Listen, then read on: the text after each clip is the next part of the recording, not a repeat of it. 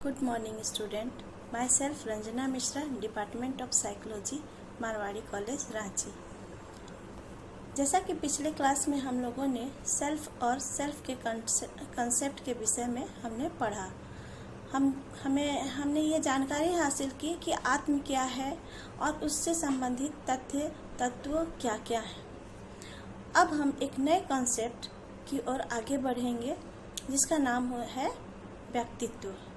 व्यक्तित्व यानी पर्सनालिटी। जब हम किसी भी व्यक्ति को पहली बार जब देखते हैं तो हमें सबसे पहले उसका व्यक्तित्व प्रभावित करता है। या तो हम उससे प्रभावित होते हैं या हमें पसंद, कहने का मतलब है कि हमें पसंद होता है या फिर हमें पसंद नहीं होता है।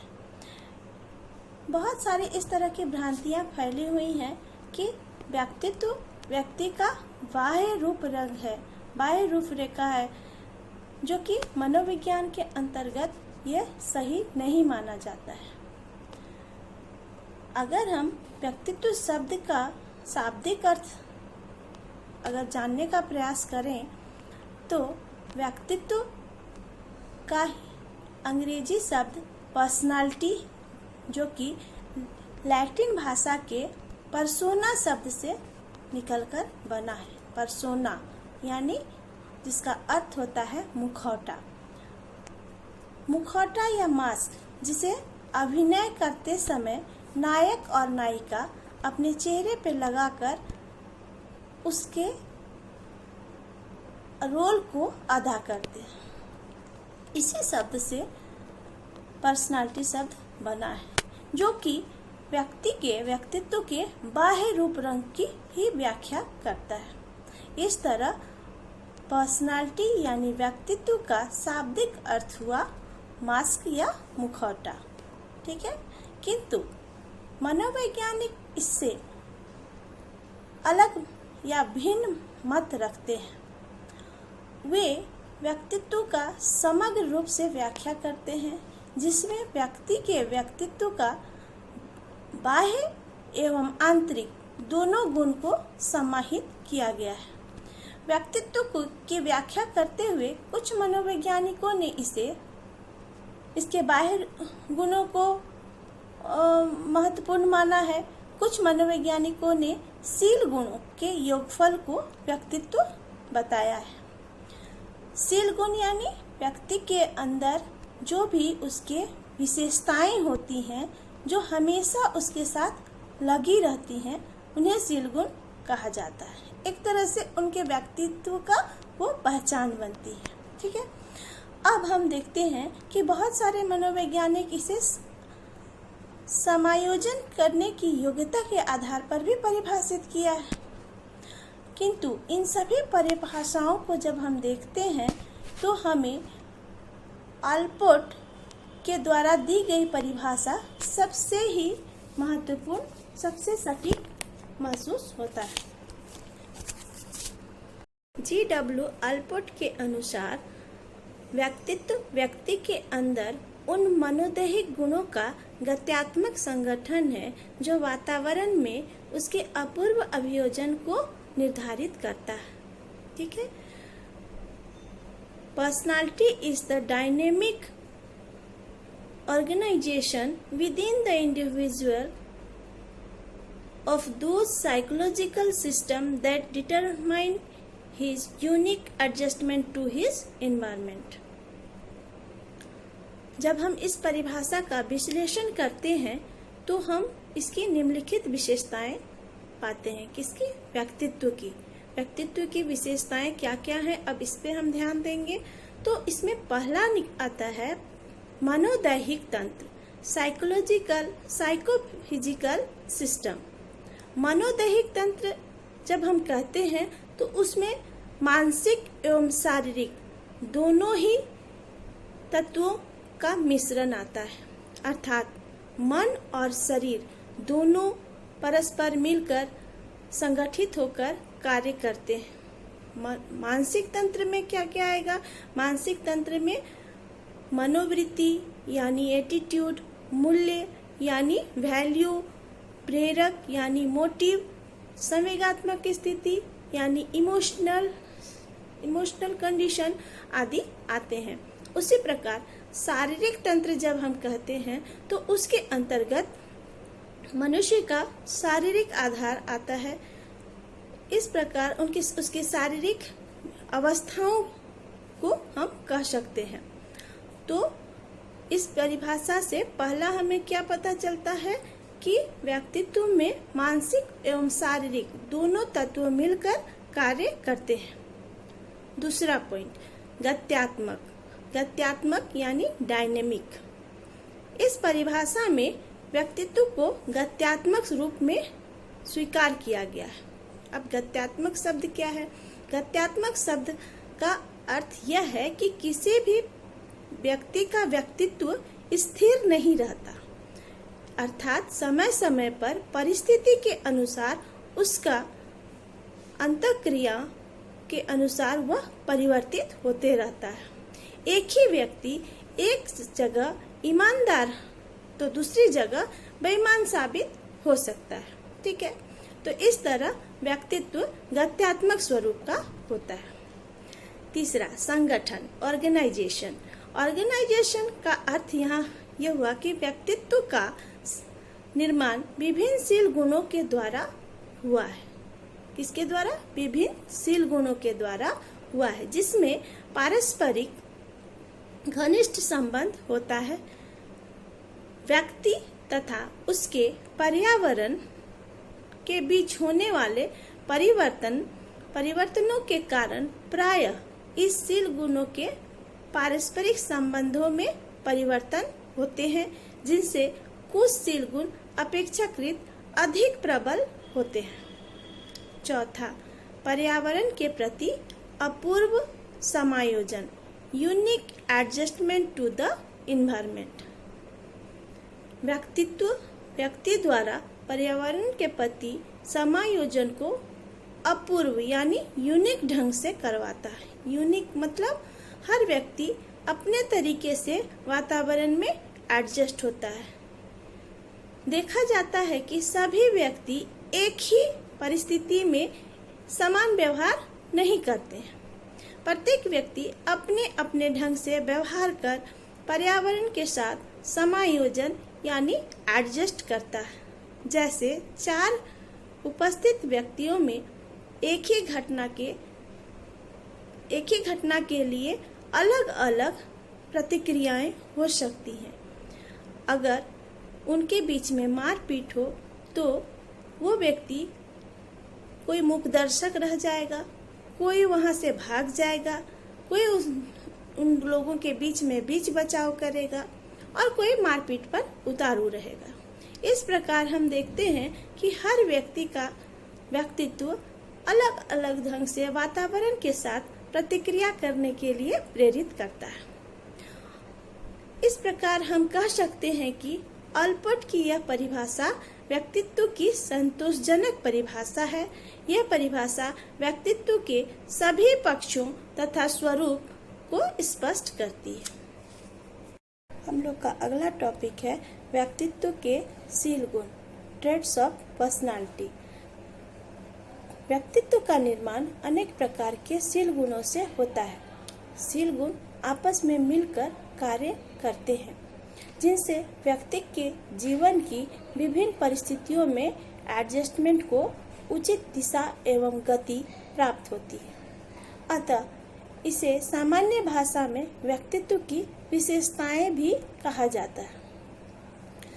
शील गुण के विषय में हिलगार्ड ने इसकी परिभाषा देते हुए कहा है कि शील गुणों से तात्पर्य उन विशेषताओं से है जिनमें कोई व्यक्ति अन्य व्यक्तियों से अपेक्षाकृत स्थायी एवं निरंतर रूप में भिन्न प्रतीत होता है। A trait refers to any characteristic in which one individual differs from another in a relatively permanent and constant way. Okay? इस प्रकार शील गुणों का आशय यानी अर्थ व्यक्ति के अपनी विशेषताओं से है इसकी संख्या विभिन्न मनोवैज्ञानिकों ने अलग अलग बतलाई है, जिसमें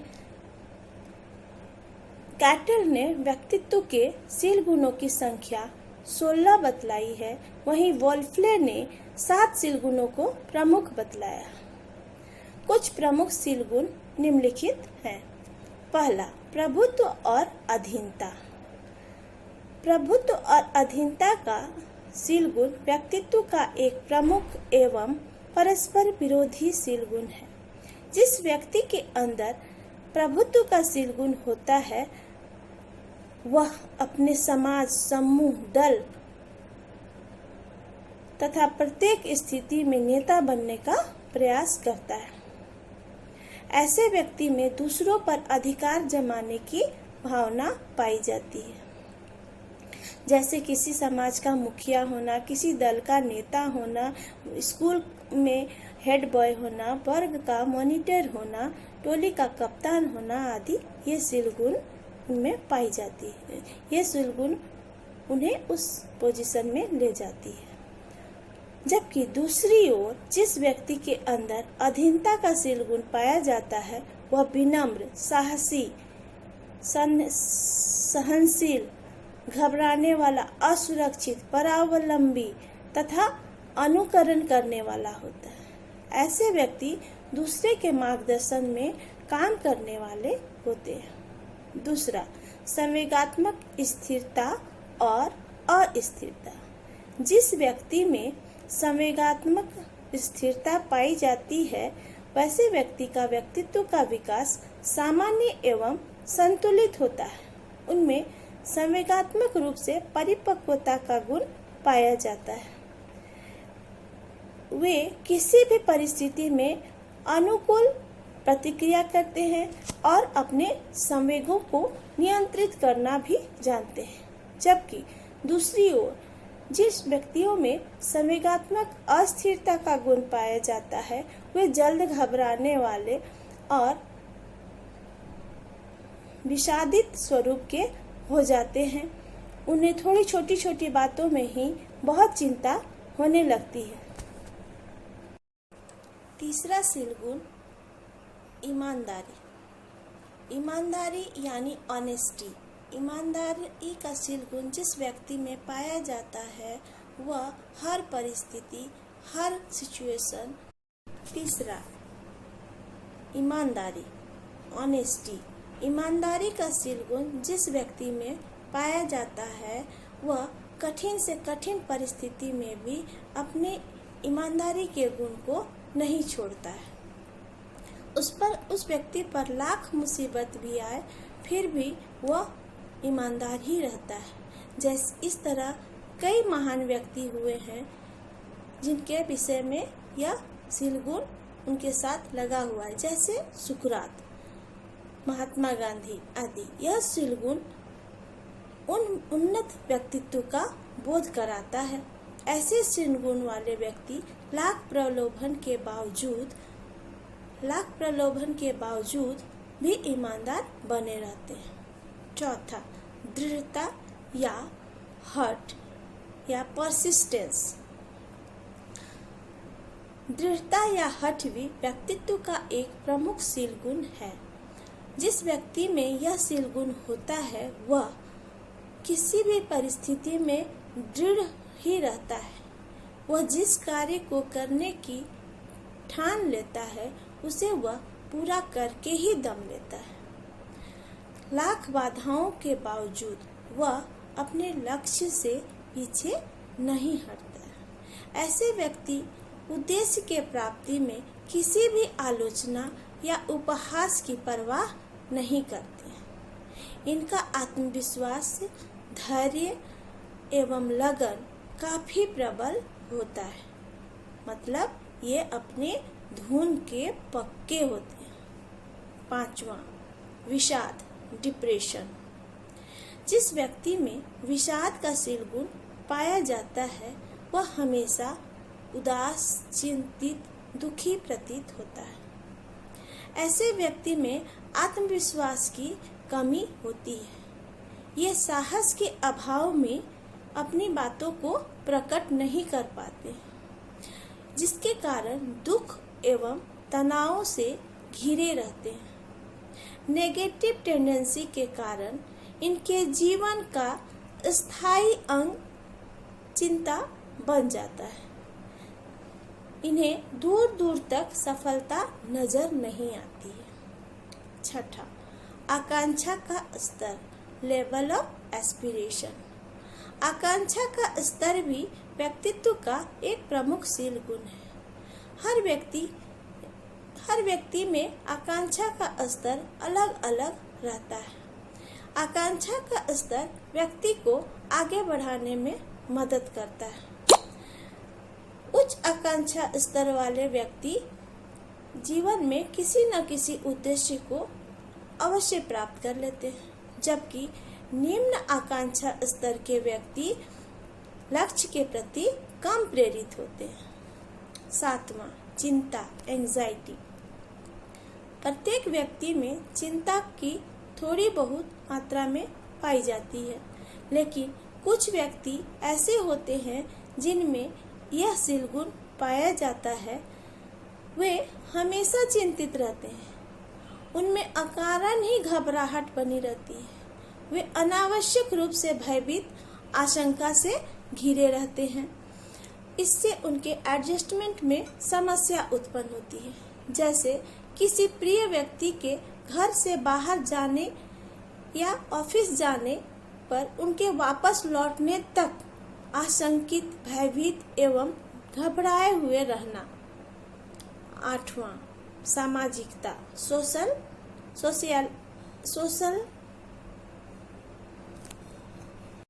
आठवां, सामाजिकता। जिन व्यक्तियों में सामाजिकता का शील गुण होता है वे समाज के हर एक कार्यक्रमों में बढ़ चढ़कर हिस्सा लेते हैं। सामाजिक उत्सवों में, सामाजिक प्रोग्रामों में वे बढ़ चढ़कर शामिल होते हैं। दूसरों की सहायता करना, दूसरों से अपनी बातों को शेयर करना, ये सब गुण उनमें पाया जाता है। जबकि जिन व्यक्ति में सामाजिकता का शील गुण नहीं होता है वो समाज से दूर रहते हैं, एकांत में रहना उन्हें पसंद होता है। सामाजिकता का शील गुण जिन व्यक्तियों में पाया जाता है वे नेता बनने के सक्षम होते हैं। उनमें नेताओं में सामाजिक शील गुण पाया जाता है। नौवां, संकोचपन या शर्मीलापन, साइनेस। जिन व्यक्तियों में संकोच या शर्मीलापन का शील गुण पाया जाता है वे अपने आप को समाज के सामने प्रदर्शित नहीं कर पाते हैं। यह महिलाओं का प्रधान शील गुण माना जाता है, लेकिन पुरुषों में भी यह गुण स्थायी रूप से, कुछ पुरुषों में भी यह शील गुण स्थायी रूप से पाया जाता है। ऐसा व्यक्ति किसी भाषण या प्रतियोगिता में भाग लेने में संकोच का अनुभव करता है। ऐसा व्यक्ति आगे पीछे सोचता है और उधेड़-बुन में लगा रहता है। किसी कार्यक्रम में भाग लेने में वो तब तक घबराया हुआ रहता है जब तक वह कार्यक्रम समाप्त नहीं हो जाता। ऐसा व्यक्ति आत्मलीन एवं अंतर्मुखी स्वरूप का होता है। इस प्रकार उपरोक्त सभी व्यक्तित्व के शील गुणों को देखने पर हमें यह पता चलता है कि ये शील गुण व्यक्तित्व के निर्माण में महत्वपूर्ण भूमिका निभाते हैं। व्यक्तित्व के प्रकार, टाइप्स ऑफ पर्सनालिटी। प्रत्येक व्यक्ति का व्यक्तित्व अपने आप में अपूर्व